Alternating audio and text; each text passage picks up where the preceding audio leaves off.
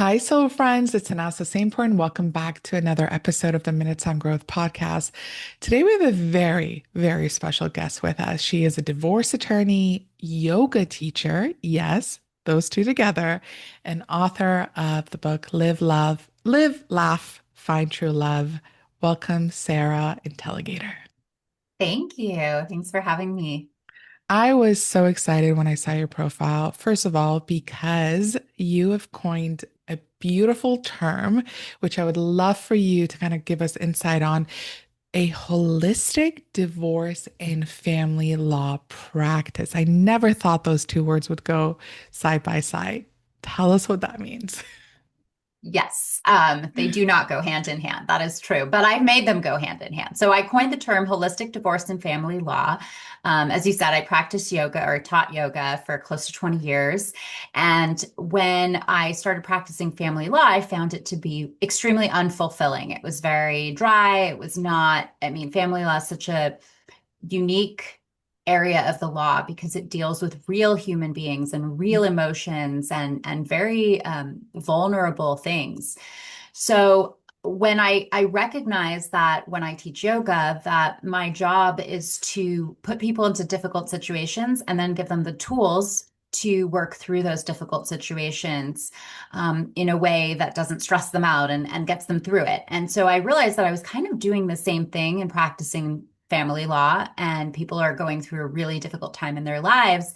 And I could provide them with guidance and tools and hand holding to get them through this really difficult time in their lives, but also to get them to a better place when they left my office than they were in when they first came in. So I kind of bridged my two worlds. And obviously, I have like my ethical obligations to my clients to make sure that I fight for them and work, zealously and diligently to represent them. But to me, I think that there's so much more involved in the practice of family law when you're dealing with people at a time when they're going through an extreme emotional hurt, but also having to make really difficult financial decisions that affect them, the rest of their lives, their children, their children's lives. So I really have tremendous respect for that. And I want to help guide people through that process in a very like hand holding and nurturing way. That is such a beautiful, mindful, and intentional approach to it. And you're right, divorce and family law can feel very heavy and challenging. So I'm wondering, since kind of merging these two worlds together, what are some changes that you've seen in the way people experience, let's say, divorce?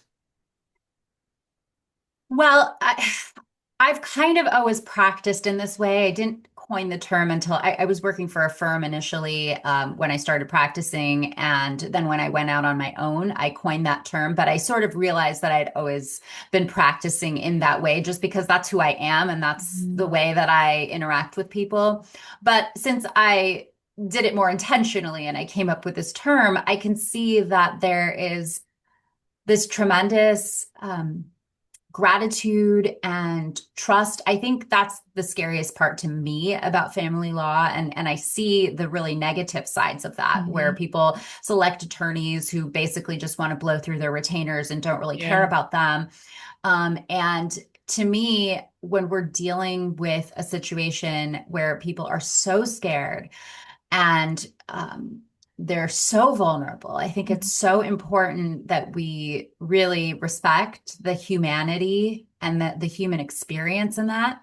So I've definitely seen people, really grow through the process. I've seen them go from scared and meek to confident and strong. I've seen them come out the other side like a totally different person. And it's really, and like totally empowered. It's such a really beautiful thing to watch. And I'm so happy to be part of that growth and that experience of somebody feeling like they become stronger and like invincible. Mm. As you were sharing all of that, I was thinking, wow, like if more attorneys practice that, and especially when kids are involved, can we just briefly talk about that, how this holistic approach impacts the children? Well, a part of the reason that I feel so passionate about what I do and specifically trying to, I know we haven't gotten there yet, but trying to prevent divorce, which is Mhm. kind of ironic given that I'm a divorce attorney, but trying to get people to find the right relationship and not ever end up in my office is because of kids and the way that I see that divorce impacts children. And I can only do so much. I try to help. I try to get children into counseling if I think that it's appropriate. I try to, I talk to my clients if I feel my clients are using the children for any reason to make themselves feel better emotionally or whatnot. Like I will tell them, I straight up am not going to beat around the bush when it comes to children. I do everything I can to protect children, but the child ultimately is not my client. My Mhm. client is my client. And sometimes children get their own attorneys, and then their attorney is their attorney's client. But I do everything I can to protect children, and perhaps that's part and parcel of my holistic, meaning I'm looking at the whole situation, my holistic approach. But yeah, I mean, really, my goal is ultimately to prevent children from having to even go through that in the first place. Interesting, because that was going to be kind of like my next question of, I hear often, especially as a therapist, where I see people are like in these unhealthy dynamics, but they'll use the phrase of, you know, it's best for us to stay in this marriage for the kids. We don't want the kids to have a broken home. And I'm just curious what your take on it is, based on your experience. Yeah, there are a lot of actually studies out there and statistics that specifically address this, that have looked at this. And there are a lot of studies that show that children who live in a household where the parents, they live in separate households, the parents are divorced and the parents are co-parenting amicably Mhm. and they get along well, that those children actually thrive and do really well. The children whose parents are, and so in that regard, I guess it's better for them to live in separate households with their parents divorced and having, really positive households and co-parenting situations than live in a household where their parents are always arguing and fighting and Mhm. there's always negativity because they model their relationships after that, right? And they understand love in the way that they're observing love. That's not a good way to grow up. But the cases where the divorce is really acrimonious, and the children are in the midst of that and thrust into that, there are a lot of studies to show that those children in their teen years grow up to have higher rates of suicide, or suicidal ideations, higher rates of depression, anxiety, um, uh, promiscuity, like all kinds Mhm. of things that are more prevalent when there is an acrimonious divorce. So staying together for the kids, on a personal level, putting the studies aside, I think if the parents can maintain an amicable relationship and carry on, maybe their relationship becomes platonic, but the kids don't really know about that, that's Mhm. not their concern, then I think that if they can maintain that and they can achieve that and they can maintain happiness, then that might be worth staying together for the kids. I think that, again, kids look to us and they model their behavior after ours. And so if we're unhappy all the time and we're miserable all the time, that's not going to be a good example for our children either. Um, and then I think that if you do get divorced and it's going to be something really acrimonious and horrible, then maybe staying together and keeping things amicable and professional might be better. But if things are horrible at home, then I think it's better to split up because that's not a good situation for the kids to be in. But ultimately, it takes two to tango. And Yeah. so one parent may be on board with co-parenting and being amicable, and the other isn't. And I see, every side of this, and I see that even personally, again, the studies aside, I see personally that even in the amicable situations, it is difficult for the kids. Yeah. Um, But then, and this is just what I'm kind of going a little bit, extrapolating a little bit here is that I actually find that divorces affect adult children. And this is just my experience. I find that they affect adult children a lot more in many ways than they affect young children. Interesting. And I can get into that. That's a whole episode unto itself if you want to go there. But I find that and for certain reasons, young children are very adaptable. They're very they kind of just want their sense of safety and security. And if you can provide that in your households, then they will get used to it. They will learn. Not so much with adult children. That makes a lot of sense. And as you were sharing, I'm thinking, okay, so ultimately what matters is the quality of the relationship between the mom and dad, whether they're under one roof or whether they're under separate roofs, but co-parenting together. That Mhm. matters most. And, there's research to show that couples on average take around 6 to 7 years of challenges showing up before they actually start to get support with their relationship, whether it's therapy or counseling. So I'm wondering, what are some of the most common early patterns you see in relationships that lead couples to divorcing? One of the most prevalent patterns is the lack of fundamental values, of shared fundamental Mm. values. So, for example, when I talk about fundamental values, I'm not talking about, oh, we both really like Chinese food, or, we both really love going to the beach. Those are sort of superficial interests. Hmm. But things that really define who you are in terms of like your system of morality, your value system, and what you fundamentally value. And I think that the more fundamental values people share, the more likely they are to navigate life in a similar way or want to achieve goals in a similar way. And so if they share values, they're going to go through their lives trying to achieve goals in a similar way, versus if their values are kind of at odds with one another, then they will be at odds with one another. They're going to, if they have children, try to raise their children in a very different way, and that could create a dissonance. That's when it really becomes very apparent. So yeah, I think that's probably one of the most glaring. And it aligns with the research that the Gottman Institute did, that one of the three reasons they mentioned that, it's not, maybe it's not ideal for the couple to be together is that fundamental differences in values, especially if one wants a child and the other doesn't.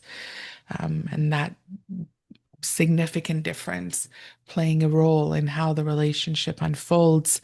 In your book, you talk Mhm. about the 6 F words that Yes. shape a relationship. Can you give us insight into what they are and how they show up? Yes. So these F words are basically patterns that I recognized in pretty much all relationships that fail. So people who come to my office, they are looking to get a divorce, and I see these same things over and over and over again. So fundamental values is the first of the 6 F words. F words kind of is short for fail factors. So we already talked about that.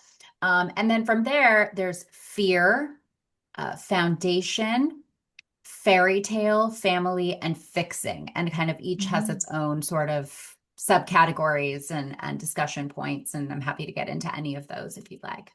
Ooh, fairy tale. Can we go into that one? It's like Jeopardy. It's like, I'll take fairy tale for 500. Yeah. So fairy tale sort of refers to this notion that before when we're single, we're out there, we're looking to get married, we're looking to have kids, and we have this kind of notion of relationships that is in part shaped by the Disney movies we watched growing up, in other part shaped by watching things on social media and perceiving them as real when they are not, in fact, Mhm. real. Um, and we believe that when we find somebody. There's this like romantic notion that we're going to get married and live happily ever after, that our wedding day is the most important day of our lives, the best day ever. That when we have kids, we have this beautiful nursery that we build, and it's all about choosing the theme and the baby shower and the bridal showers and the bachelorette party and this and that. And really, none of these things are important because they're Mhm. not indicative of the rest of your life with this person. If you're choosing somebody because you want a fairy tale or because you want to be married, then anybody will fit that bill.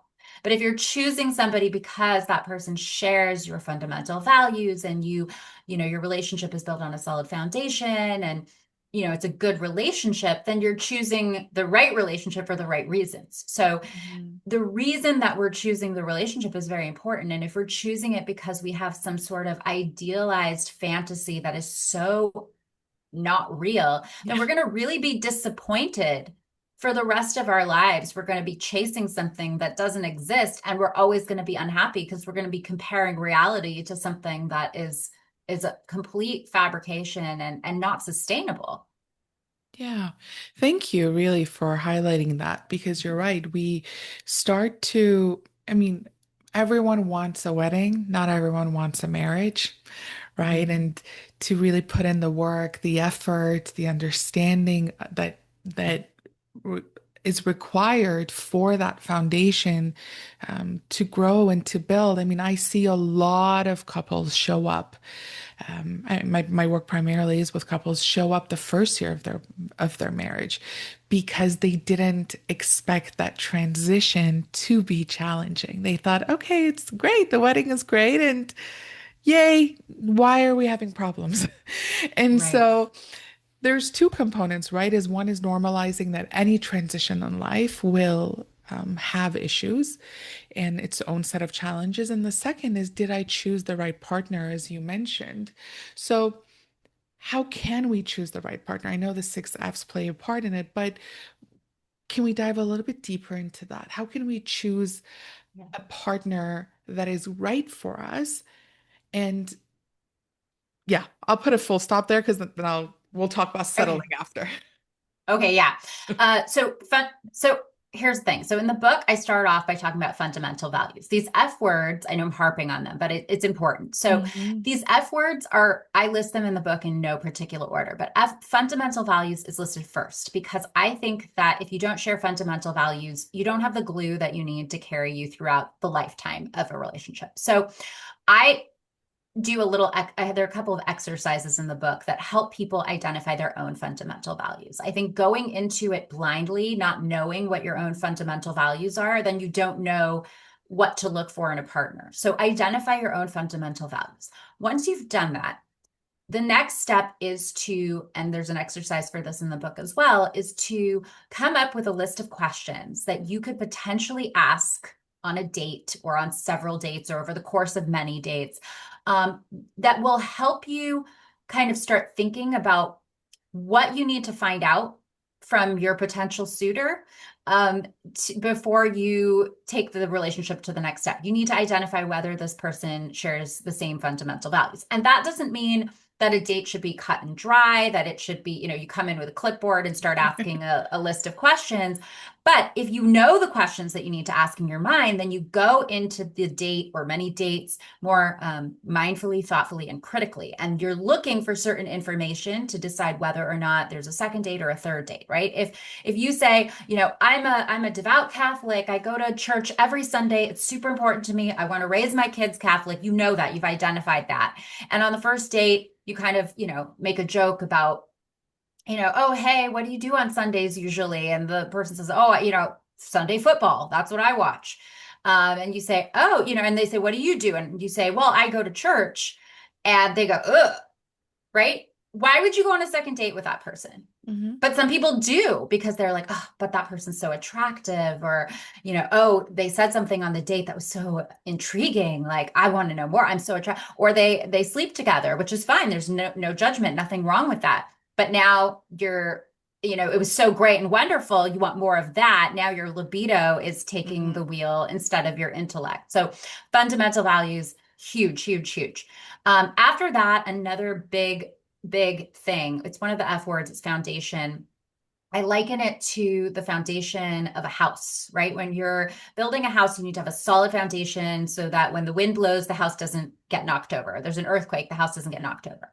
And a house, foundations, unless it's like a slab foundation, most raised foundations are built on beams. Hmm. And so I say that the foundation, like the beams of a house, we have 5 pillars that hold up your house, that hold up your relationship. And they are respect, communication, teamwork, honesty, and trust.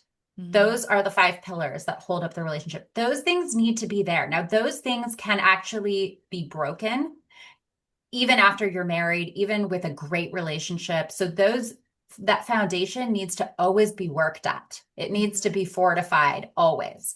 But if those things don't exist in the first place, then we can't move to the next step. So there are other F words here, but like to me, fundamental values, identify your own and make sure the person shares those fundamentals. Not all, but like many, the ones that are most important to you.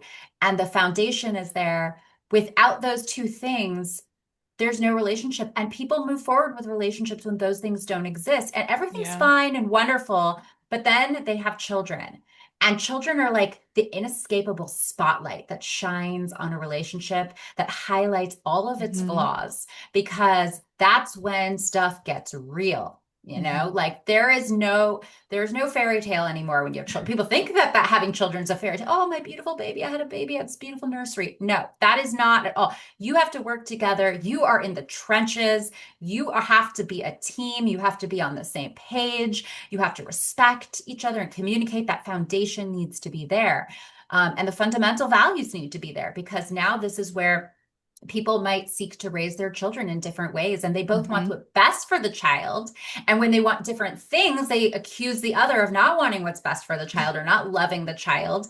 But they can't understand that the other person just loves in a different way or thinks other things are important, because they didn't establish at the get-go that those fundamental values were different and they shouldn't have been together, maybe. So Yeah. those are the biggies. Yeah. Thank you for mentioning them because I see this again often. Um, you want monogamy, but you're entertaining someone who doesn't believe in monogamy, right? Or you want kids and you're entertaining someone who doesn't want kids. You want to have spirituality as part of your life, and then you're entertaining someone who's atheist. And there's always this thought of, Bob the Builder mindset. I can fix it. He's going to Yeah, change. He's going to see how wonderful I am. And yeah, he's going to want to change for me. And sometimes there might be temporary change, but I've noticed that it comes with resentment, which then yeah. backfires a couple of years down the line. Yeah, and those are the other, you hit the nail on the head. Those are the other F words. Is fixing is one of them. Hmm. And I think fear kind of plays into this too, because that's ultimately at the crux of everything why we don't end the relationship, right? There's fear that we'll be alone. We might not find somebody else. What if I'm not good enough? What if, somebody else won't love me? Whatever those fears are, they creep in and they stop us from making the decision that our intellect knows we need to make. And fixing, like you said, uh, I think women tend to think that they can fix men Yes. more than men tend to think they can Yeah. fix women. But you know, yes, I think people can grow if they want to. I Hmm. think people can work on themselves if they want to. But I always say that, in the beginning of a relationship, we see the best version Yes. of each other. And so, why do we think that down the road, when we let our guard down and we're no longer trying to put our best foot forward, do we think somebody is going to try to change and be better? Like, if anything, they're going to do that at the get go. But if they're not doing that, like, you're not going to change anyone. I had a therapist say to me one time, a tiger doesn't change its stripes. That always plays through my mind when I talk about fixing, and I think also fixing is it really relates to also not just fixing other people, but fixing yourself, right? Like we all have our own experiences and traumas and pasts, and those things are wonderful and they make us who we are and make us vulnerable human beings. But if you have an issue, like this is an example I give all the time, like a guy doesn't speak to his mom, and it's really it's a deep wound, and that he hasn't addressed. He hasn't addressed how it's impacted him or how it makes him feel, or, so he seeks out a partner, not intentionally, maybe very subconsciously, but he seeks out a partner who fits into the role of mom Mm-hmm. in many ways and nurtures him and fulfills that empty space that his mom left by not speaking to him. And then over time, he's not choosing a partner who's like an equal and a teammate. He's letting his dysfunction or trauma choose his partner for him. And then down the road, that partner in the beginning, the partner might feel like, oh, I feel so bad for him. He doesn't talk to his mom. Like, I want to be this nurturing partner. Maybe that partner has, his or her own set of issues. But then down the road, this partner really becomes mommy, Mm-hmm. and then she becomes resentful because she doesn't want to be somebody's mommy. She wants to be somebody's wife and partner and equal. And that leads to resentment. And as you said earlier, resentment, I feel, is one of the things that ultimately, whatever mix of these, F words comes into play, that like they play out and they ultimately all down the road lead to resentment, and that resentment is irreparable, and then that leads to the end of the relationship because you can't overcome that resentment. But it always, like, no matter what it is, it's like we don't see eye to eye, or our foundation is falling apart, or somebody's trying to fix me, or I'm trying to fix whatever it is. It usually leads to resentment, and then the relationship ends. So that's resentment is like a huge, when you said that, I was like, yep, that's the one. That was such a powerful example because, when we do choose someone who resembles like that mommy figure or that daddy figure, I've also noticed that over time it impacts sexual intimacy and that polarizing energy goes away, and no one wants to really sleep with someone that feels like a mother or father figure to them. So Yeah. then that starts to, create even more distance and disconnection in the relationship. Yeah, very true. Mm. So, how can we not settle? What's your take on settling? How do we know someone is settling? How do we tell someone is settling? Okay, so that goes to the F word, fear, in my mind. So when somebody does not share your fundamental values and you've ascertained that, or a foundation is not intact, or you feel like you're going after this relationship for the fairy tale, or you feel like you need to fix someone, or you haven't fixed yourself, or whatever it may be, then continuing in that relationship, even though those things, like critically, analytically, those things are not there, then you're settling. Because if you're trying to fix somebody instead of leaving a relationship where you need to fix that person, you're staying in it out of fear, you're settling. Mm, If you don't share fundamental values and you're trying to justify yourself that you should still be in this relationship, you're settling. If the foundation is intact, you don't have a respectful relationship, you don't communicate well, you're not a team, there's no honesty or trust, you're settling. And I think that sometimes there's this kind of, there are a couple of things that come into play. And I think that it happens more with women as they get older. I think it happens, well, really with men too, but like women have a biological clock. So I think more so with women, but men as they get older too. We see our friends are all married, they all have kids. And we've been in the dating world for so long, and those dating apps are horrible. And we meet somebody and they're good enough. And so mhm, we start justifying to ourselves, like, ask yourself what language you're using to describe your partner. Like, are you trying to convince yourself that this is a life mate? What do you really, truly want to spend your life with this person? Do you truly see like, what kind, like, look into the future, look into your crystal ball. What does your life look like together 20 years down the road, 30 years down the road? How is this person going to be as a parent? You've had conversations, presumably, about, how you want to raise your children. If you haven't, you better. But do you want to have children? If you do, how many do you want to have? Do you want to send them to private school or public school? Do you want to vaccinate or not vaccinate? That's a huge issue mhm. these days. So, I mean, people might be really angry. They'd be like, ah, how dare you say that? But it is an issue that comes up. Yeah. Do you want to feed your children really healthy foods, or do you want them to just, are you fine? They're kids, let them eat whatever they eat, let them live their lives, let them enjoy their childhoods, and they can eat all the junk food and fast food they want. Because these are issues that will come up and they're kind of superficial. There are a lot deeper issues. What faith do you want to raise them in, or do you not want to raise them in any faith? Um, Hmm. where do you want your children to live? Somebody who maybe is from New York but moved to Los Angeles, and then they have kids and they want to be closer to their family and they ultimately want to live in New York. But the other person doesn't want it. We met in Los Angeles. We had our child in Los Angeles. I don't want to live in New York. My whole family's in Los Angeles. Where are you going to raise your child? There's so many considerations that people don't talk about because I think they're Hmm. so afraid that if they start talking about them, they're going to scare the other person away. Bingo. And I think that the, you know, but if that conversation scares the other person away, that right there in and of itself means that is not the right person for you because that means they cannot have mature conversation. The communication pillar of your foundation is not intact. Boom, they're out. And then you're afraid, oh, well, if I bring it up, then the relationship's going to fall apart. Well, you shouldn't be afraid to bring things up in a relationship. You should be in a relationship where you can bring anything up. Hmm. So, I think that that fear, you have to let go of it. You have to be honest with yourself because, and I'll tell you this, you might be afraid that right now you're going to experience the pain of a breakup. And right now is all you are concerned about. You are just Hmm. concerned about not feeling pain right now in this moment. But if you get divorced 8 years down the road, 10 years down the road, and you drag your children through a divorce, and now you not only experience the pain of a breakup, but you experience the guilt of dragging your children through a divorce. You have to divide your assets. You might not necessarily know if you have enough money to support your children to live.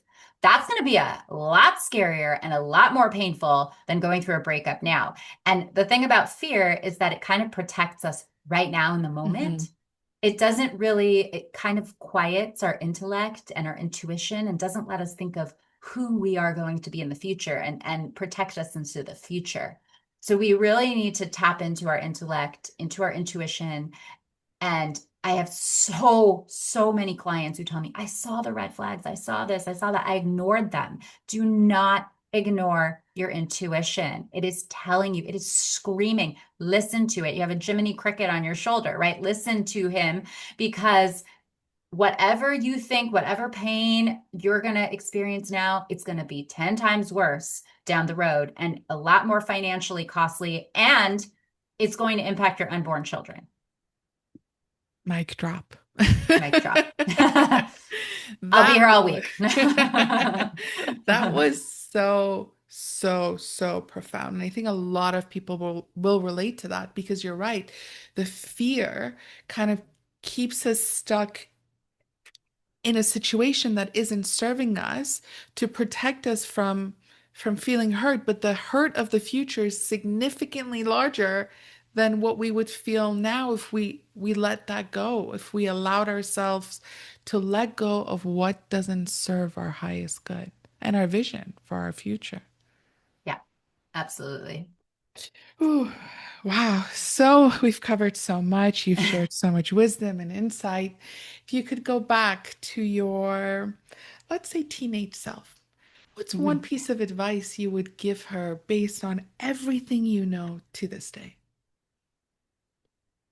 Um, know your worth and value yourself.